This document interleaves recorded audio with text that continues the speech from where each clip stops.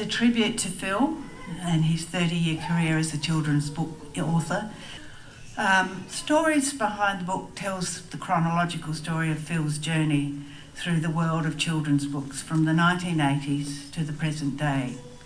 It begins, as Jeff said, in 1987, when a boy from the bush with big dreams of being published submits a series of rhyming poems to local children's publisher Omnibus Books.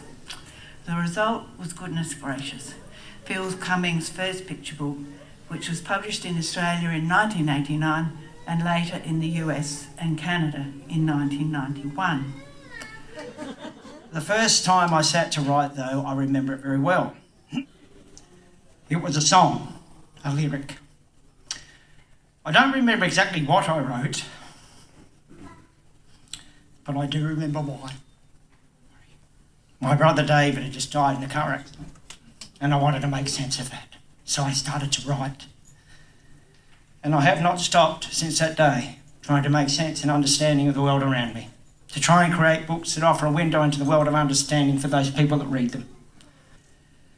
And sometimes I wrote to engage the very young, to explore the wonder, infectious rhythm in language, to, sorry, I can't see the pages.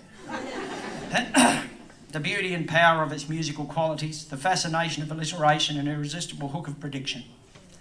We are launching the exhibition, but we're also launching my latest book, Touch the Moon. It is set in my hometown, Peterborough. It is based on my recollections as an 11-year-old boy being sent home from school on July 21st, 1969 to watch the moon landing on television. I rode my bike across the track, I dropped it at the door and I ran down the passageway.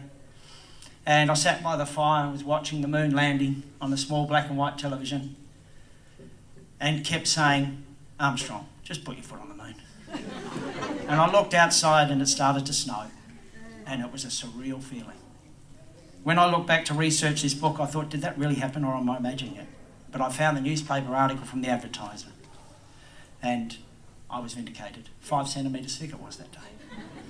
My favourite of Phil's books is Danny Allen Was Here, and that's Danny, illustrated by David Cox. I think my favourite is the 1969 Room. I was born that year, so it's a special year for me. And just recreating the whole feel and look of what was in the book was just really lovely. And he's just been a delight to work with. He's the nicest man you could possibly wish to work with. Everything has been wonderful.